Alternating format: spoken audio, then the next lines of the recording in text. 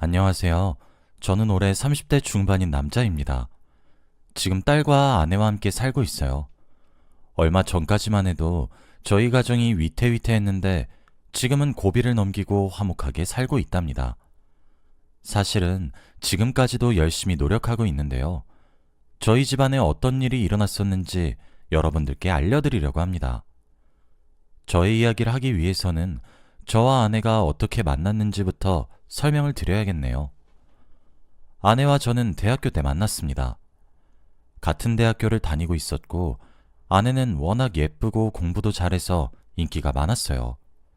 하지만 저는 지극히 평범한 대학생이었고, 아내의 소문은 많이 들어서 잘 알고 있었죠. 그런데 어떻게 그런 여자와 사귀게 되었는지 궁금하시죠? 제가 사실은 얼굴이 그렇게 잘생기지도 않았고, 멋지지도 않습니다. 하지만 말솜씨가 진짜 좋아요. 그래서 두루두루 금방 친해지고 술자리에 많이 참석했습니다. 처음 본 사람들과도 스스럼 없이 대화를 이어갈 수 있었죠. 어느 날 친구가 전화가 와서 술자리 분위기 좀 띄워달라고 했고, 저는 그 자리에서 아내를 처음 봤습니다. 소문으로 들었던 것보다 훨씬 예쁘더라고요. 그곳에서 저는 광대가 되며 분위기를 풀었고, 술도 한두 잔씩 받아 먹었습니다. 그녀와 이야기를 하면서 정말 많이 친해진 것 같아요. 아내는 말수가 적고 낯을 많이 가리는 성격이라 제가 하는 말에 대답만 하고 저의 이야기를 대부분 들어주었죠. 아내는 상대의 말을 듣는 걸 좋아했고 저는 말하는 걸 좋아하는 사람이니 잘 맞았습니다. 그렇게 1차, 2차를 지나서 새벽까지 술을 먹고 헤어졌어요. 그 술자리가 즐거웠기에 다음에도 또 만나기로 약속했죠. 그리고 저는 그녀의 연락처를 얻을 수 있었습니다. 집 가는 내내 뭐라고 연락을 보내야 할지 고민이 되었죠. 저는 아침 해가 뜨자마자 그녀에게 연락을 했고 저희는 둘이서 자주 만나게 되었습니다. 정말 신기하게도 그녀는 다른 여자들과 달랐어요. 다른 여자들은 제가 사주면 감사하다고 한 뒤 얻어먹는 사람이 많아요. 저도 사주고 싶어서 사준 거이기도 하고 고학번이라서 후배들을 많이 사주거든요. 그런데 그녀는 저에게 절대 얻어먹지 않았습니다. 무조건 더치페이를 했어요. 그것도 100원까지 정확히 나누면서 말이죠. 그때 처음으로 같이 밥을 먹으면서 이 여자는 뭔가 독특하다는 것을 느끼게 되었습니다. 그리고 그녀가 궁금해졌어요. 더 알고 싶어졌고 약속을 더 잡았죠. 밥을 먹고 카페를 갈 때마다 더치페이를 칼같이 했고 제가 사준다고 해도 끝내 거절하였습니다. 그때는 그 모습이 예뻐 보였어요. 후배인데 멋있어 보이기도 했고 왠지 자신감 넘쳐 보였죠. 저는 그녀에게 홀딱 반해버렸고 열심히 대시를 했습니다. 오랜 대시 끝에 그녀는 저와 연애를 시작했죠. 친구들이 어떻게 꼬셨냐고 물었고 학교에서 예쁘다고 유명한 사람이 저와 사귀니 다들 놀라더군요. 저희는 그렇게 커플이 되었고 나름 오랫동안 연애를 했어요. 대학교를 졸업하고 나서까지도 계속 사귀었죠. 그런데 그녀는 다 마음에 들었지만 딱 하나 힘들었던 게 있었어요. 바로 구속이 너무 심했습니다. 제가 워낙 술자리에 많이 참석하기도 하고 사람들과 두루두루 친하니까 여자친구가 걱정이 많았어요. 여자친구는 저와 다르게 술도 잘 안 먹고 소수의 친구들만 있었거든요. 그러다 보니 저를 이해하기 힘들어했죠. 제가 술자리를 갈 때마다 누구와 어디서 먹는지부터 시작해서 사진까지 찍어서 보내야 했습니다. 그리고 뭘 입고 나갔는지 전신 거울로 사진을 찍어서 보내야 했죠. 그뿐만이 아닙니다. 제 휴대폰도 자주 검사했어요. 누구와 연락을 하고 그 사람과 무슨 대화를 했는지 말이죠. 솔직히 대화 내용까지 보는 건 당황스러웠지만 이해하려고 했습니다. 저는 당당했고 오히려 보지 말라고 하면 여자친구가 의심하는 그 상황이 더 싫었거든요. 그래서 해달라는 거 다 해줬습니다. 너무 좋아했고 여자친구가 속상해하는 게 싫었거든요. 그리고 그때는 그녀가 저를 너무 좋아해서 그런 줄 알았기에 이해할 수 있었어요. 하지만 시간이 지날수록 이 구속이 적응이 되지 않았습니다. 몇 년 동안 연애를 했지만 갈 때마다 사진 찍어서 보내고 일일이 보고하는 게 힘들더군요. 친구들도 다 놀리고 나이가 몇 갠데 어린애처럼 구냐고 장난도 많이 쳤습니다. 저와 여자친구가 사귀는 걸 보고 연애를 하고 싶지 않다고 말한 애도 있었고요. 그만큼 저 혼자서 스트레스도 많이 받고 힘들었죠. 하지만 이뿐만 아니라 경제적인 부분에서도 여자친구는 저와 생각이 조금 달랐어요. 여자친구는 버스비가 아까워서 1시간 거리까지는 걸어 다녔어요. 비가 오나 눈이 오나 꿋꿋이 걸어서 다녔죠. 데이트하면서 저도 여자친구 따라서 많이 걸었어요. 그리고 옷도 잘 안 샀습니다. 몇 년 동안 사귀면서 같은 옷들을 거의 돌려서 입었죠. 제가 옷을 사줘도 잘 받지도 않았습니다. 결국엔 제가 고집을 피워서 억지로 받아가긴 했지만 말이죠. 그런데 결국 이런 힘듦이 한 번에 터진 적이 있었어요. 바로 제 생일날입니다. 저는 여자친구 생일을 정말 정성스럽게 챙겨줬어요. 친구들이 이 정도까지 해야 하냐며 말릴 정도로 말이죠. 제가 열심히 편지도 쓰고 선물도 정성스레 백화점에서 골라 선물했더니 정말 좋아하더라고요. 그만큼 저도 뿌듯했고 행복했습니다.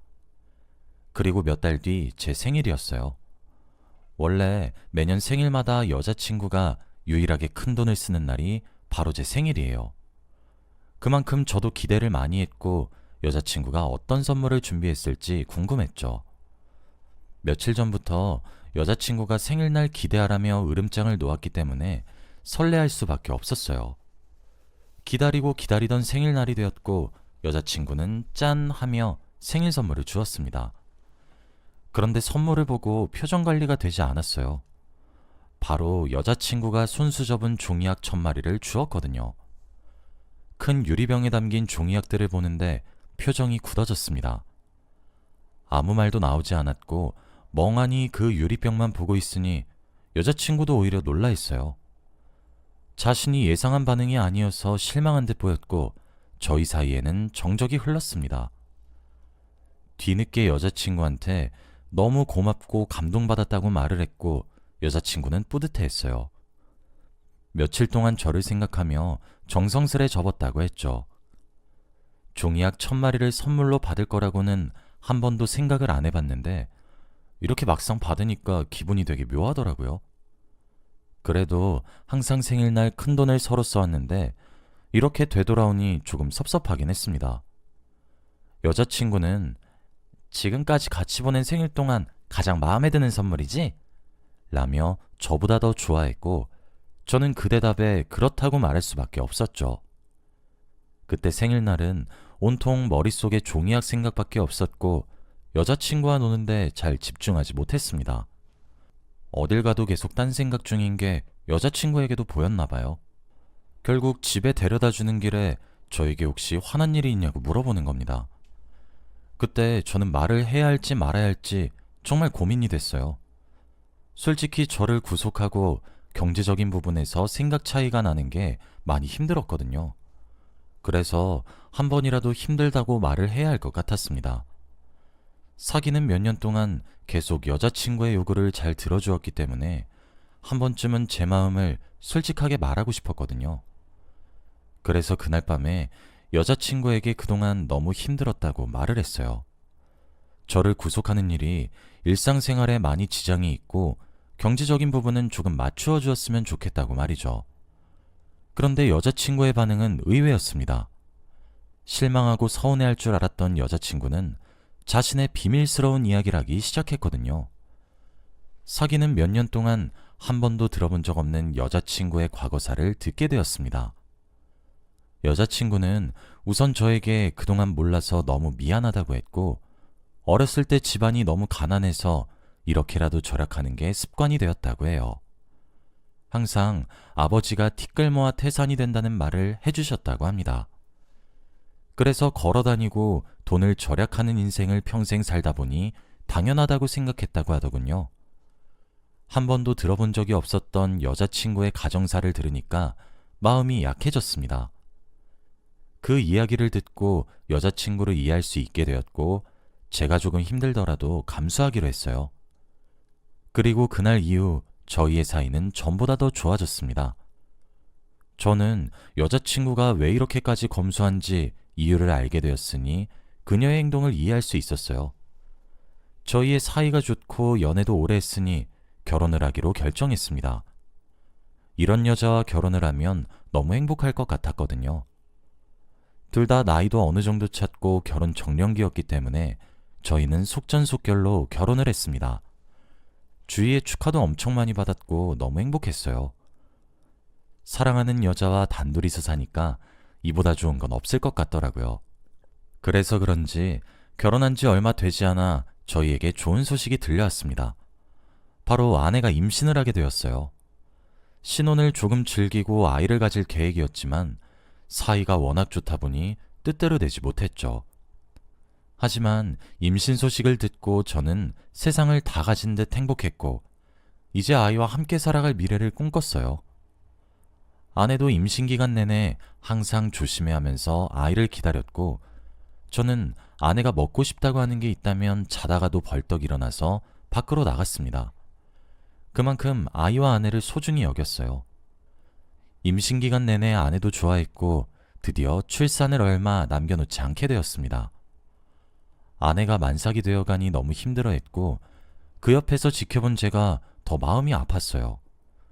제가 대신 아팠으면 좋겠을 정도로 아내는 다른 산모들에 비해 고통이 심했습니다. 출산 전까지 너무 아파서 눈물이 날 정도로 아내는 울었고 간호사분들도 걱정할 정도였죠. 그런데 의사 선생님께서 산모분의 건강을 위해 제왕절개를 해야 한다고 했습니다. 이대로 출산하면 산모분이 위험할 수 있다고 했죠. 저는 그 말을 듣고 고민도 하지 않고 제왕절개를 해달라고 했습니다. 다들 제왕절개를 해야 한다고 생각했는데 아내가 갑자기 소리를 쳤어요. 안 돼요. 자연분만 할 거예요. 통증이 심한 와중에 아내는 제왕절개는 절대 안 된다고 했고 가족들도 다 같이 놀랐죠. 아내가 자연분만을 원한 이유는 바로 돈 때문이었습니다. 자연분만이 돈을 더 아낀다며 고집을 했죠. 그 말을 듣고 병실에 있던 의사들까지 기겁을 했고 남편인 저는 고개를 들 수 없었습니다. 저희 가족들도 아내의 말을 듣고 다들 놀랐죠.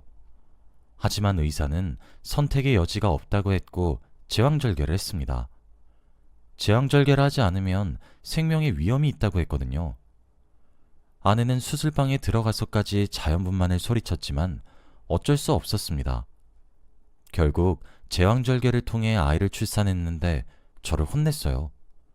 한 푼이라도 더 아껴야 하는데 생명이 무슨 소용이냐고 하면서 말이죠. 조금이라도 아껴서 아이 키우는데 보태야 된다고 말했습니다.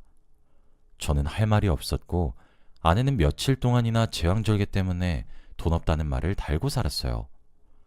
하지만 아내가 저를 혼내도 제 머릿속은 아이로 가득 찼습니다. 아내는 아이를 출산한 것보다 제왕절개를 해서 든 비용이 더 중요했지만 말이죠. 아이를 육아하다 보니 정말 돈이 술술 나가더라고요.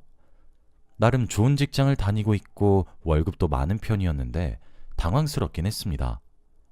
아내도 이렇게 돈이 많이 나갈 줄 몰랐다며 놀랐죠. 하지만 저희 딸이 잘하는 걸 보니 그런 건 다 상관없었습니다. 이렇게 예쁘고 사랑스러운 존재가 어디서 나왔는지 하루하루가 행복했거든요. 사람들이 이래서 딸바보가 되는가 보구나 싶었습니다. 남들이 팔불출이라고 놀릴 만큼 사람들이 있는 곳에서 저희 딸 자랑을 무지막지하게 했어요. 아내가 섭섭하다고 할 만큼 딸에게 정말 많은 정성을 쏟아부었습니다. 그런데 제가 이렇게 지극정성으로 딸을 사랑해줘도 딸은 항상 우울해 있었어요. 바로 아내 때문이었습니다. 아내가 워낙 간섭이 심했거든요. 저와 연애했을 때 저한테 했던 것을 딸에게 그대로 했습니다. 휴대폰을 검사하고 항상 나가기 전에 검사를 받아야 했죠. 하다못해 아내는 딸의 방문에 있는 문고리도 없앴습니다. 딸은 사생활이 없었고 사춘기가 될수록 아내가 더 심하게 간섭하니까 딸이랑 많이 싸웠어요. 그럴 때마다 제가 딸과 아내를 중재해야 했고 딸의 위로는 제가 했습니다. 딸이 이렇게나 힘들어하는데 왜 이렇게까지 간섭하나 싶었어요. 제가 하지 말라고 사춘기라서 개인 생활이 중요하다고 100번도 넘게 말을 했지만 아내의 고집은 제가 꺾을 수 없었습니다. 그러다 결국 사단이 났어요. 아내가 딸 보고 친구까지 가려서 사귀라고 했습니다. 딸의 친구가 저희 집에 놀러 왔는데 그 친구가 아내의 마음에 들지 않았나 봐요. 그래서 대놓고 친구 앞에서 마음에 들지 않는 점을 이야기했습니다. 딸이 계속 말려도 아내는 아랑곳하지 않고 흘리듯이 딸의 친구 이야기를 했대요. 왜 이렇게 행동하냐, 그 말투는 어디서 배웠냐 등등 못된 말을 하니 딸의 친구가 상처를 받고 집으로 돌아갔다고 합니다. 그런데 그날 저녁 그 친구 부모님께서 저희 집에 오셨어요. 당연히 화내실만 하죠. 저는 저녁에 집에 있다가 오셔서 그날 처음 들었고 너무 당황스러웠습니다. 그런데 아내는 그 친구네 부모님과 언성을 높이면서 싸웠고 결국 제가 사과를 드렸죠. 허리를 굽혀 사과를 드린 후 겨우 상황이 종료되었습니다.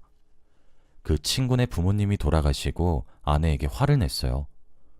그런데 아내는 자신의 행동이 잘못되지 않았다는 식의 말만 되풀이했고 더 이상 대화가 통하지 않았죠. 결국 그 일이 있고 나서 딸은 학교에서 왕따를 당했고 저희 집은 이사를 가게 되었습니다. 예전과 달라진 아내의 모습을 보고 많이 착잡해졌어요. 저와 딸에게 하는 것으로 모자라 다른 사람들에게까지 막대하니까 과연 제가 이 결혼 생활을 계속해야 되나 싶더라고요. 그래서 그날 처음으로 아내와 이혼을 생각하게 되었습니다. 딸이 너무 힘들어하니 더 진지하게 고민하게 되더군요. 그리고 얼마 지나지 않아 저희 어머니 생신이었습니다. 원래 매년 생일마다 식사를 대접하거나 가까운 곳이라도 놀러를 가는데 이번에는 해외로 여행을 가고 싶더라고요. 제가 그달에 평소보다 보너스를 많이 받기도 했고 어머니가 다리가 불편하셔서 하루라도 더 빨리 좋은 곳을 많이 보여드리고 싶었습니다. 그래서 아내에게 어머니 생일날 해외여행을 가자고 물었는데 당연히 반대를 했죠. 이유는 바로 돈 때문이었습니다.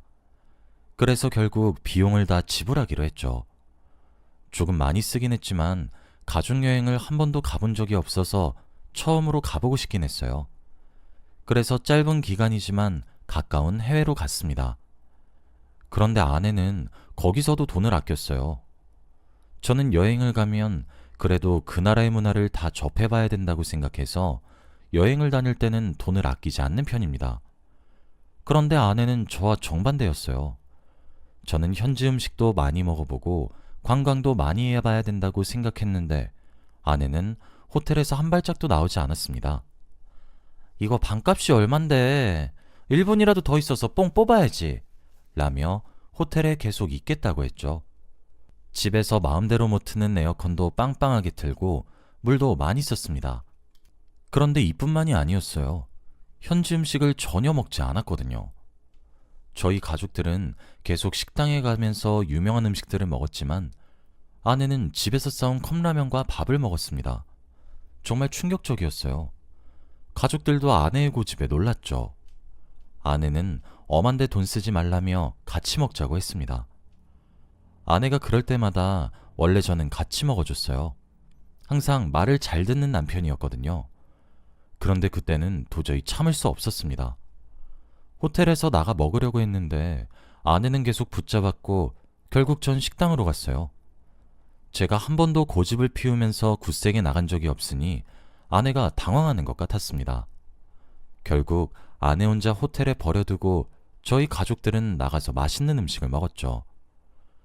식당에 가서 아내 생각이 많이 나긴 했지만 그래도 한 번은 고집을 피우고 싶었습니다. 갔다 와서 아내에게 말을 걸어도 저에게 삐졌는지 한마디도 하지 않더라고요. 그래서 저도 괜히 심통이 나서 먼저 사과하지 않았습니다. 아내는 보란듯이 며칠 동안이나 컵라면을 먹었죠. 그런데 처음이 어렵지 두 번부터는 조금 쉽더라고요. 여행에 갔다 와서 저는 아내가 마음에 들어하지 않는 행동을 많이 했습니다. 아내가 저와 딸에게 했던 것을 아내에게 그대로 했거든요. 아내에게 똑같이 구속했습니다. 전화하고 문자하고 사생활이 없게 말이죠. 아내는 처음에 많이 당황스러워했어요. 항상 자신이 해오기만 했지 누군가에게 한 번도 구속을 당해본 적이 없으니 말이죠. 저도 힘들긴 했지만 이렇게라도 해서 아내의 버릇을 고쳐주고 싶었습니다. 구속을 하는 것 때문에 아내와 많이 싸우긴 했지만 그래도 조금씩 변하는 것 같았어요. 이러면 안 되지만 아내 보고 친구를 가려서 사귀라고 했고 매일 밤마다 휴대폰을 검사했습니다. 그런데 아내는 순종적인 저와는 다르게 휴대폰을 가리고 숨기더군요. 저에게 자신의 휴대폰을 잘 안 보여주려고 했고 친구를 가려서 사귀라고 하면 왜 그러냐고 화부터 냈습니다. 그럴 때마다 저는 왜? 당신이 나랑 딸한테 했던 거잖아 라며 아내에게 일침을 날렸죠.